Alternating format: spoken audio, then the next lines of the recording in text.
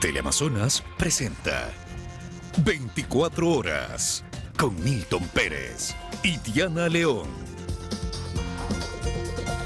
Aquí empezamos. El caso que investiga supuestas irregularidades en el sector eléctrico del país es investigado tanto en el ámbito judicial como en el político. Este viernes, tanto el gerente de SELEC como el canciller de la República se refirieron a los hechos en dos frentes diferentes, la Fiscalía y la Asamblea.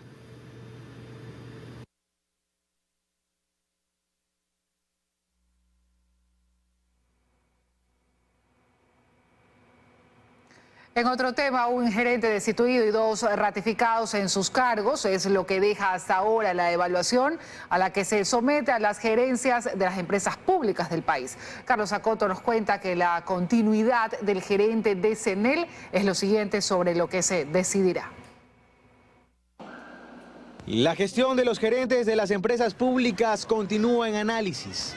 El presidente del directorio de la empresa coordinadora de las EPS, Joaquín Ponce, confirmó que dos gerentes han sido ratificados en sus cargos, el de SELEC y el de la empresa pública del agua, mientras que se aceptó la renuncia del gerente de EMCO. Aún están en evaluación otras 10 gerencias. Ponce aseguró que la siguiente decisión que se tomará será sobre la continuidad del gerente de CENEL. Yo asumo que podamos tomar al menos una decisión por día. El día de hoy tenemos el directorio de CENEL. Yo pedí el cambio de orden del día para analizar la permanencia o no del gerente de CENEL. Y reconoció que con la gerencia de la flota petrolera ecuatoriana Flopec no están del todo contentos. Vimos en directorio que el gerente de Flopec no tiene una clara visión del negocio. Entonces le hemos pedido aclaraciones y que nos explique cuánto nos están costando a los ecuatorianos el transporte de combustibles. Entonces yo esperaría que podamos sesionar en directorio por el martes o miércoles de la próxima semana y tomar una decisión. Y aunque prefiere no adelantar criterios, aseguró además que la búsqueda de perfiles para la gerencia de Petroecuador continúa. Desde el pasado 18 de diciembre, Joaquín Ponce es el delegado del presidente Lasso ante el directorio de EMCO. Y con ello preside todos los directorios de las empresas públicas. Dice que su trabajo es sobre todo de coordinación y que aquello de que en ese cargo se concentra mucho poder es un mito. No hay ni votos dirimentes, ni superpoderes, y todas las decisiones que se toman en función de un expediente que de paso es público, porque desde un directorio tú no haces lo que hace un gerente general, es decir, tú lo que haces es evalúas, supervisas y también das directrices para que un gerente haga su trabajo. Ponce ocupa el cargo que dejó Hernán Luque Lecaro, de quien dijo no recibió ningún informe de rendición de cuentas al término de sus funciones. Sobre el manejo de 13 empresas públicas con ventas que superan los 18.000 millones de dólares. La mitad de ellas concentradas solo en Petroecuador. Retomamos la nota que hace un momento les queríamos presentar, es la investigación que ya se hace en dos frentes del caso Encuentro, en la Fiscalía y en la Asamblea. 20 días después de que una denuncia salpicó a las empresas públicas del país, en especial al sector eléctrico, los hechos de corrupción se investigan en dos frentes. En la Fiscalía se continuaron tomando versiones. Este viernes acudió el canciller de la República, Juan Carlos Holguín. En una versión que no tardó más de 10 minutos, reiteró que no conoce a Rubén Cherres y que no tiene ninguna relación cercana con el cuñado del presidente Guillermo Lasso, Danilo Carrera. No conozco a las personas que me nombran, pero creo que uno cuando está en la función pública tiene precisamente que presentarse, estar expuesto a que se hagan todas las investigaciones del caso. Fue la respuesta a un audio que difundió el medio digital La Posta de una conversación que se atribuye a ambos implicados. Se menciona que tras retornar de Francia se reunirían en casa de Holguín. El canciller lo desmiente. Por mis labores como funcionario, al ser él una persona familiar del presidente, lo he visto en algunas ocasiones, pero nunca en mi vida he tenido ni relación personal, nunca he tenido una reunión con el señor Danilo Carrera más allá de lo que ha sido público en un un par de viajes oficiales. Y mientras Fiscalía continúa recopilando versiones dentro de esta indagación previa, en el Legislativo el Frente Parlamentario Anticorrupción convocó a 6 autoridades. En esta jornada acudieron 3, entre ellas el gerente de la Corporación Eléctrica del Ecuador, Selequep, quien frente a los legisladores expuso que en su primer periodo de gestión fue el expresidente del directorio de la empresa coordinadora de empresas públicas EMCO, Hernán Luque, quien solicitó su renuncia. El señor Luque me visitó en mi despacho y de una manera, yo diría, cordial, me señaló lo siguiente, casi textualmente: tú eres un buen gerente, pero necesitamos refrescar a Selec. En su reemplazo fue nombrado Nicolás Andrade, quien de acuerdo al asambleísta independiente Fernando Villavicencio, en 2017 ya figuraba con 31 casos de investigación y un informe de la Contraloría General del Estado. Yo le advertí al presidente Guillermo Lasso, pero entiendo que la voluntad del señor Luque era refrescar Selec y el mejor refrescante para Selec era el ingeniero Nicolás Andrade. Durante esta jornada también acudió la directora general del Servicio Nacional de Contratación Pública, María Sara Gijón, quien dijo que de enero a noviembre de 2022 esta entidad entregó 36 denuncias a Fiscalía relacionadas con irregularidades en procesos de contratación. En febrero presentarán 6 más. El exsecretario jurídico del gobierno de Correa, Alexis Mera, dejó el centro penitenciario. Carlos Acoto nos cuenta que un juez de garantías penitenciarias de Ambato concedió el cambio de régimen penitenciario en favor de Mera, sentenciado en el caso Sobornos. Acudió de forma presencial por pedido del juez de garantías penitenciarias de Ambato, Galo Rodríguez. El exsecretario jurídico del correísmo, Alexis Mera, conoció en persona el beneficio penitenciario que le fue concedido. Acudió bajo un fuerte contingente de la Policía Nacional que lo acompañó desde el Centro de Privación de Libertad de Tungurahua. Tras varias horas de deliberación, el juez aceptó la prelibertad que Mera, a través de su defensa, venía buscando desde el año pasado. En su lugar, el exsecretario jurídico del correísmo deberá presentarse una vez por semana en una cárcel de la provincia del Guayas. No se le dispuso la utilización de un grillete electrónico. A finales de octubre, Mera solicitó que haya un pronunciamiento respecto del cómputo de su pena. Un mes después de este pedido, el director del Centro de Privación de Libertad de Tungurahua emitió un informe en el que explica al juez que Mera, condenado a 8 años de privación de libertad, cumplirá la totalidad de su pena el 1 de junio de 2027 y que el 13 de agosto de 2022 podía acceder a la prelibertad tras cumplir 2/5 partes de su sentencia, según lo establece el Código Orgánico Integral Penal anterior. El informe considera que Mera está privado de libertad desde el 1 de junio de 2019. Esto significa que ya cumplió el 44% de su pena. Y como el caso Soborno se procesa con el Código Penal derogado, sobrepasó en 116 días el requisito exigido por esa norma para obtener la prelibertad. El exsecretario jurídico Alexis Mera fue sentenciado a 8 años de prisión por cohecho en calidad de coautor. Además de su pena privativa de libertad, debe reparar al Estado con $778.000 y pedir disculpas públicas. Esto ocurre 24 horas después que se concediera la unificación de pena solicitada por la defensa del ex vicepresidente Jorge Glass, cuyo caso también fue analizado con el Código Integral Penal anterior.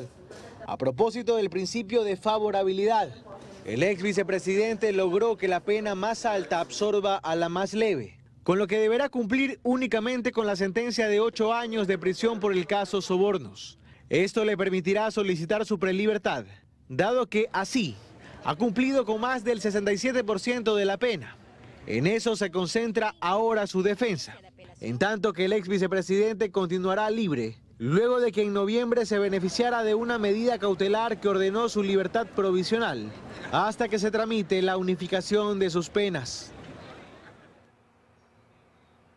La minería ilegal, hoy declarada amenaza a la seguridad del Estado, se alimenta de crisis y de la demanda de empleo que tiene la ciudadanía. María Gracia Acosta nos muestra en qué zonas del país tiene mayor incidencia. María Gracia, cuéntenos. ¿Qué tal? ¿Cómo están? Hablemos de minería ilegal en el país. ¿Dónde la encontramos? En Esmeralda, cerca de San Lorenzo y Las Hachas. En Imbabura, en Buenos Aires, como ya se conoce. En la provincia de Carchi, en la zona de Cielito. En Sucumbíos, en el sector de La Bonita. También hay minería ilegal en Napo, en Yutsupino y en Arosemena Tola. En la provincia de Orellana encontramos minería ilegal en el sector de Punino. Además, en Cotopaxi, en Palo Quemado. En la provincia de Azuay se evidencia minería ilegal en Camilo Ponce Enríquez, en Sixi, Gualaceo y en Pucará. También en la provincia de El Oro encontramos minería ilegal en Santa Rosa y en Saruma. Y en Loja lo encontramos en Macará y en Podocarpus. Pero es preocupante la provincia de Zamora, donde se encuentra minería ilegal en todo el territorio. Veamos más detalles en el siguiente reportaje. Es la cara de la minería ilegal, que golpea diferentes zonas del país donde abusan de la falta de control, de la corrupción y también de las leguleyadas mediante las cuales interesados han impedido que la minería legal opere. Por esto, varias voces saludan la decisión del Consejo de Seguridad Pública y del Estado de declarar la minería ilegal como amenaza a la seguridad del Estado, pero esperan más. Un acierto en términos de política de seguridad nacional.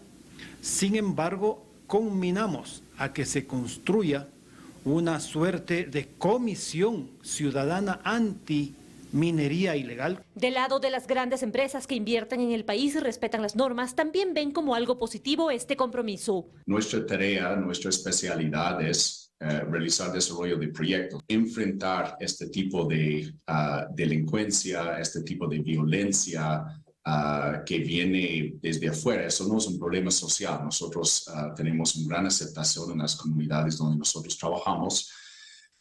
Esto es un tema externo. Nosotros vemos como un gran paso. Existen contradicciones, pues mientras por un lado se anuncian medidas, según Franklin Soria, en la Agencia de Regulación y Control campea la corrupción y las autoridades lo saben. Es construida y financiada por estas redes de burócratas que sostienen, aupan y se benefician de la minería ilegal. De esta manera, la lucha contra la minería ilegal debe ser integral, atacando también las causas y con mayor firmeza por parte del Estado, dando un espaldarazo que requiere la minería legal, como lo señala la fundadora del Laboratorio de Pensamiento para la Minería. Una de las principales funciones que tiene que hacer el Ejecutivo en este sentido, y vuelvo y lo repito, es crear el Ministerio de Minería. Nosotros estimamos tener 800 plazos de empleo durante la etapa de construcción y posteriormente unos 400 plazos de empleo a largo plazo. Los resultados de la presencia y el trabajo de las grandes empresas en territorio se traducen en recursos y empleo, a diferencia de la minería ilegal,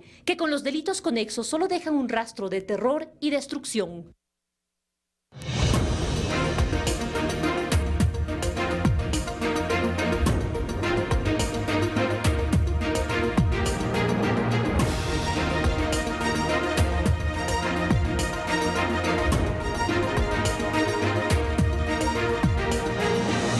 El presidente Guillermo Lasso suspendió la jornada laboral del lunes 6 de febrero, el día siguiente de los comicios seccionales en todo el país. Luis Alfredo Zúñiga nos informa que la resolución se tomó ante el pedido del Consejo Electoral.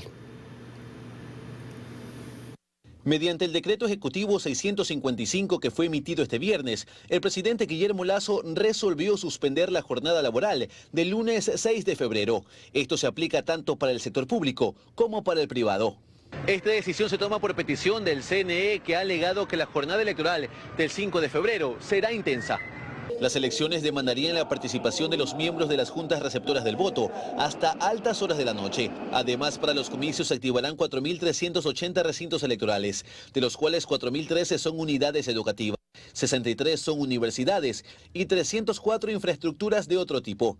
Después de la jornada democrática, los recintos deberán ser adecuados, lo que incluye la respectiva limpieza, y esto no estaría listo para el lunes 6 de febrero.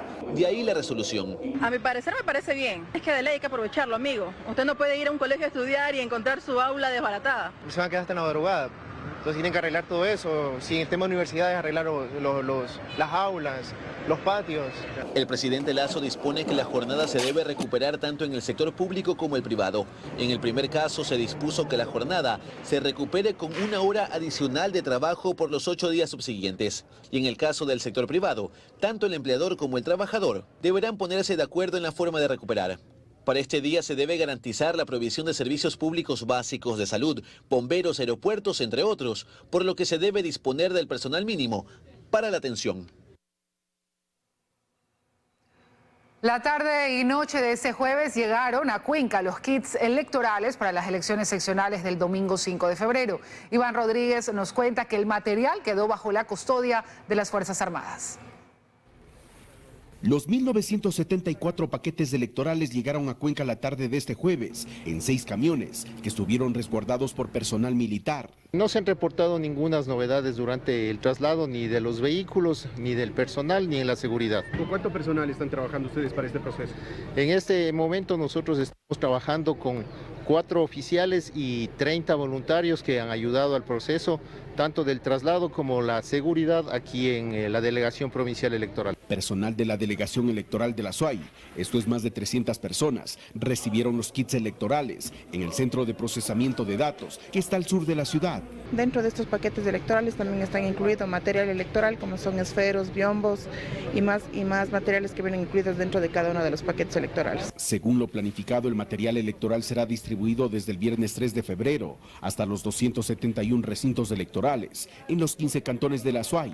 En este lugar está preparada toda la logística, estamos de hecho haciendo ya pruebas técnicas de lo que será el proceso electoral. Aquí va a estar el centro de cómputo, que será el centro de procesamiento electoral, y la Junta Provincial Electoral realizará aquí también su sesión de escrutinio. El material electoral quedó bajo la custodia de las Fuerzas Armadas.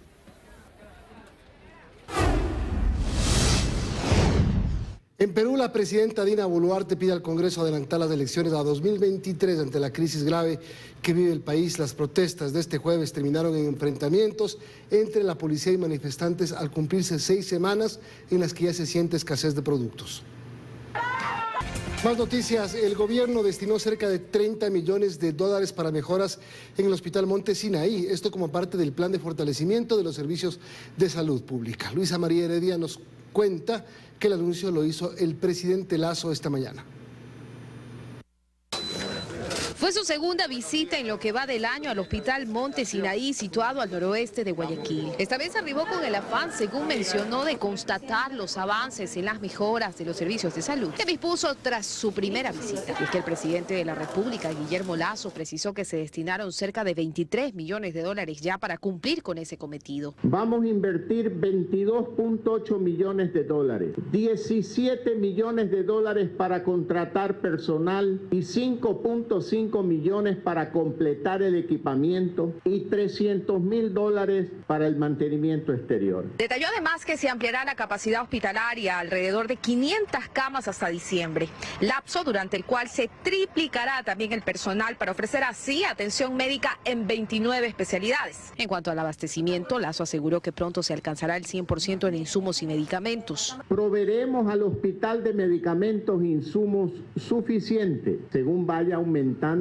su capacidad y ocupación. Ya hemos incrementado la capacidad al 73% de medicamentos y al 75% en dispositivos médicos. El presidente recordó que el presupuesto para el sector salud durante el 2023 en Ecuador es de $3.570 millones, 300 millones más que en el 2022. Y que en los próximos días se dará inicio a la construcción de nuevas infraestructuras hospitalarias. En Quinindea, la UCI y Santa Cruz se enumeró. También a la repotenciación de casas de salud en Zaruma, Guayaquil, Esmeraldas y Puerto Viejo. Tras el recorrido y las declaraciones en el Hospital de Monte Sinaí, Guillermo Lasso, quien tuvo agenda este viernes en el puerto principal, se trasladó al Teatro Centro de Arte al norte de la ciudad para participar en la ceremonia de aniversario de la Junta de Beneficencia de Guayaquil, que cumplió 135 años de servicio a la ciudadanía.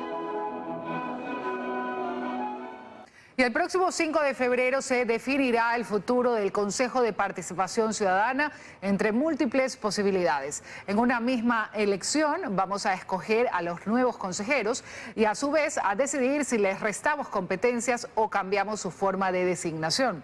Dayana nos acompaña. Dayana, ¿cuáles y cuántos son los escenarios? Hola, ¿qué tal? ¿Cómo están todos? Los escenarios realmente son múltiples y todo está en manos de los ecuatorianos. Ellos decidirán, por ejemplo, si esta es la última vez en la que los candidatos al Consejo de Participación Ciudadana estarán en una papeleta y se elegirán por votación popular. Otro ejemplo, ellos también pueden decidir de ganar el sí en la pregunta 5, que estos consejeros se queden sin su capacidad de designar a importantes autoridades. Pero estos son solo algunos de los múltiples escenarios. ¿Qué tal si vemos otros? Los ecuatorianos pueden cambiar todo el próximo 5 de febrero, pero también pueden dejar todo tal y como está en el Consejo de Participación Ciudadana y Control Social. Es decir, en términos generales hay dos opciones.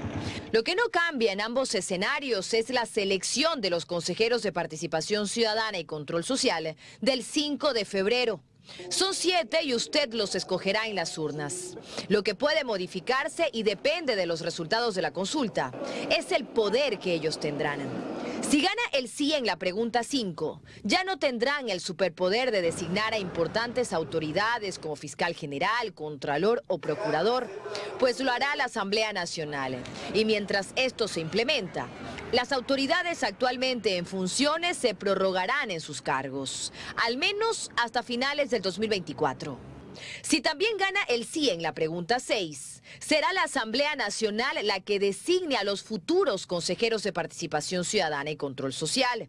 Es decir, esta se convertiría en la última vez en la que usted iría a las urnas a escogerlos. Esta es una de las opciones, pero también los ecuatorianos pueden decidir no cambiar nada. Si gana el no en la pregunta 6, la selección de los consejeros seguirá siendo por votación popular.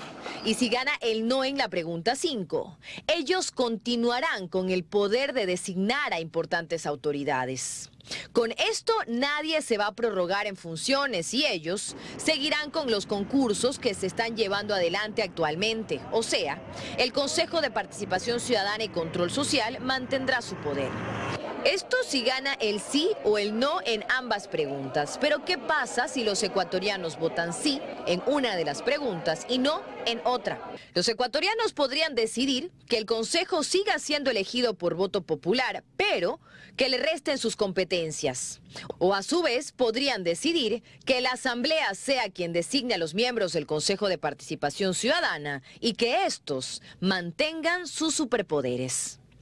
Y como observamos en el reportaje, los escenarios son realmente diversos. Y es claro que el Consejo de Participación Ciudadana y Control Social es la entidad que más podría cambiar tras la consulta del próximo 5 de febrero.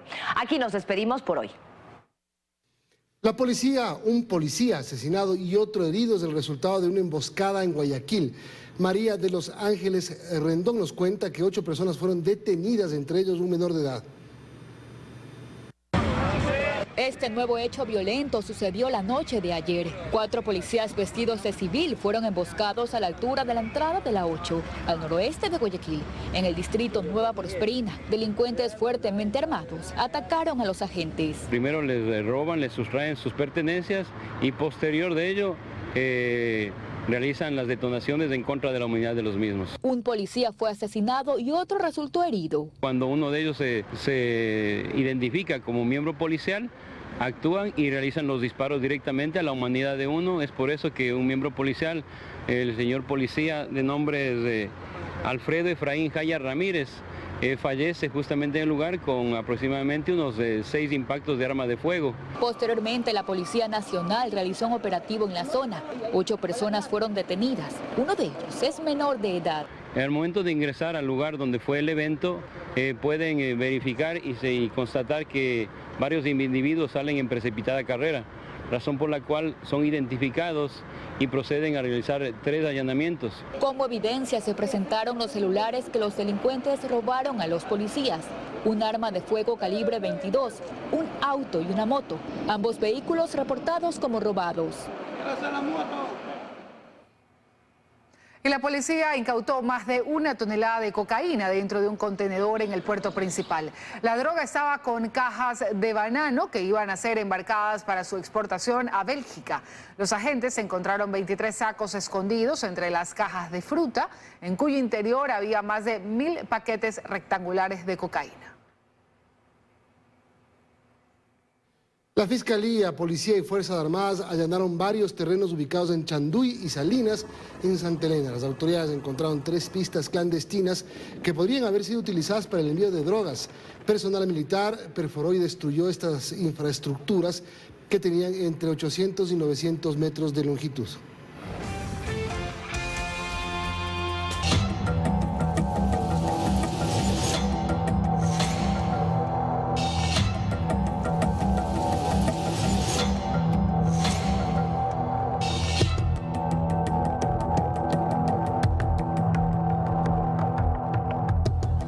Alrededor de 1000 personas participaron del simulacro que se realizó esta mañana en el Valle de los Chillos ante una posible erupción del volcán Cotopaxi. Paul Cuello nos cuenta más.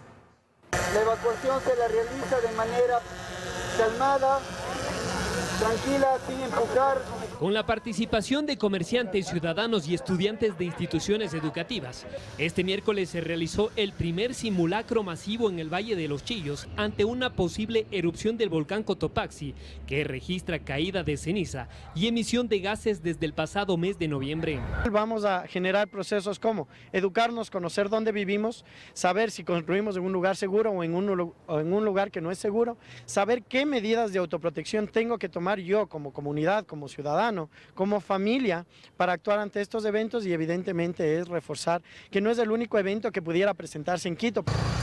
Y es que las autoridades manejan 4 posibles escenarios frente a la erupción que puede existir en toda esta zona. El principal riesgo en una erupción podría ser la presencia de lahares. Esto se produce por la situación geográfica y los riachuelos que tenemos en el sector con un proceso eruptivo. Lo segundo sería la presencia de grandes cantidades de ceniza y columnas, probablemente de emanación de gases.